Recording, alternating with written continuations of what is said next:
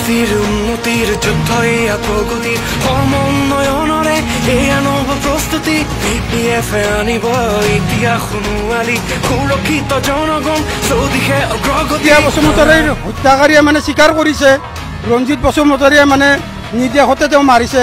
এইটো কি শান্তি নেকি? প্ৰমোদ বড়োৰ এইটো শান্তি? নাই নাই নাই, একো খবৰ কৰা নাই। জিৰ' জিৰ' জিৰ' এই ইউ পি পি চৰকাৰ একদম জিৰ'। বিটিচিৰ ৰাইজ বৰ্তমানৰ চৰকাৰখনক লৈ হতাশ হৈ পৰিছে। এক দীঘলীয়া সংগ্ৰামৰ অন্তত বিটিচিৰ ৰাইজে যি অধিকাৰ লাভ কৰিছিল সেই অধিকাৰ যেন নোহোৱা হৈ পৰিছে, যাৰ বাবে আজি হাগ্ৰামা মহিলাৰী আৰু BPFৰ সমৰ্থনত হাজাৰ হাজাৰ লোক ওলাই আহিছে।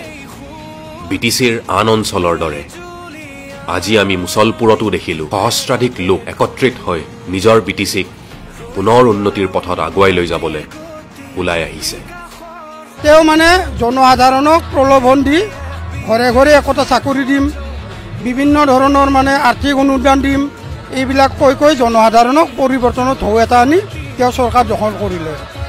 তেওঁ মানে আৰু শান্তিৰ কথাটো খুব কয়। প্ৰমোদ বড়ো অহাৰ লগে লগে মানে ৰাম ৰাজ্য অহা বুলি কয়, কিন্তু চাব যে 16 বছৰীয়া ফুলকুমলীয়া এজনী গাভৰু প্ৰিয়া বসুমতাৰীক তেওঁতো মানে বিবিধায়ে হত্যা কৰিছে। তেওঁ মানে হত্যাকাৰীয়ে প্ৰিয়া বসুমতাৰীৰ হত্যাকাৰীয়ে মানে স্বীকাৰ কৰিছে ৰঞ্জিত বসুমতাৰীয়ে মানে নিৰ্দেশতে তেওঁ মাৰিছে। এইটো কি শান্তি নেকি? প্ৰমোদ বড়োৰ এইটো শান্তি? তেওঁ মনোজ দাস লাফিকুল ইছলামৰ কথা কয়, প্ৰিয়া বসুমতাৰীৰ কথা কিয় নকয়? আৰু ক'বলগীয়া বহুত।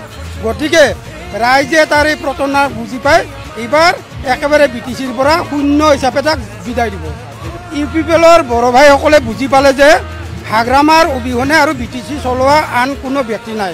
গতিকে বিটিচিত আমাৰ হাগ্ৰামা ছাৰৰ দৰকাৰ আৰু পৰিৱৰ্তনৰ দৰকাৰ বুলি এইবাৰ সকলোখিনিয়ে মানে আমাৰ ধৰ্ম জাতি নিৰ্বিশেষে হাগ্ৰামা ছাৰক আঁকোৱালি লৈ পুনৰ বিটিচিত BPFৰ চৰকাৰ স্থাপন কৰিব।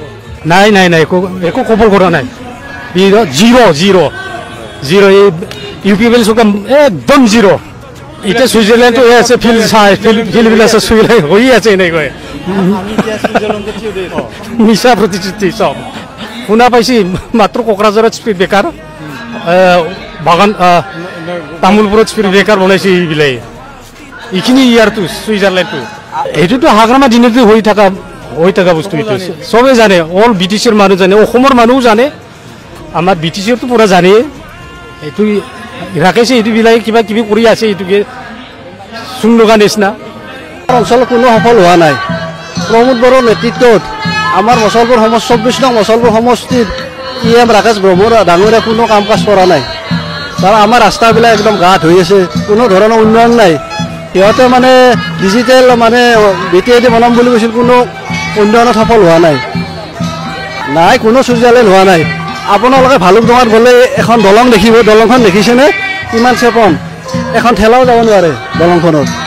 তাতেই ৰং মাৰি আছে। উন্নয়নৰ ক্ষেত্ৰত ফফলাস্বৰূপ এই পুৰণাখিনিতে ৰং মাৰি আছে, কোনো কাম কৰা নাই সিহঁতে। একদম হাগ্ৰামা মহিলাৰী চৰকাৰ আহিব এইবাৰ নিশ্চিত, এইটো ভাবিব লগাই নাই। হাগ্ৰামা চৰকাৰে ভাল কৰি আছিল, আমাক পঞ্চমে ছাৰে ভাল কৰি আছিল। যিকোনো বস্তু পাইছোঁ আমি তাৰ পৰা পাইছোঁ, বেলেগৰ পৰা এনেকৈ পোৱা নাই। আমাৰ এইটো UPP চৰকাৰে আমাক একো বস্তু দিব পৰা নাই, আজিলৈকে পোৱা নাই আমি। এইকাৰণে আমি ইয়াতে হাগ্ৰামাৰ মিটিঙত আহিছোঁ আজি। তাক ই ঠগালাক না মানুহবিলাক ঠগাৰ কাৰণে এইগিলাখান এতিয়া ঘূৰি আহিছে। তাৰ মিটিঙত মানুহেই নহয়। আমাৰ গাঁৱত হৈছিল, সি ৰাইজৰ মানুহ একজনো থিয়াই নেদলাক, সি নিজে ঘূৰি আহিব লগা হৈ গৈছে। যে ৰাইজক নিজে ভাল কৰিব লাগিব, তেতিয়াহে ৰাইজে তাক হেৰি কৰিব। আমাক মন্দিৰত পইচা দিম বুলি ক'লাক, মন্দিৰত পইচা দিম বুলি আজিলৈকে মন্দিৰৰ পইচা ইলেকশ্যনৰ পিছতহে দিম বুলি কৈছে। এতিয়া ইলেকশ্যনৰ পিছত আমি কিয় ভাবিম? বিটিচিৰ উন্নতিৰ যুদ্ধ এয়া প্ৰগতিৰ সমন্বয়নৰে এয়া নব প্ৰস্তুতি BPF আনিব ইতিহাস সোণোৱালী সুৰক্ষিত জনগণ চৌদিশে অগ্ৰগতি।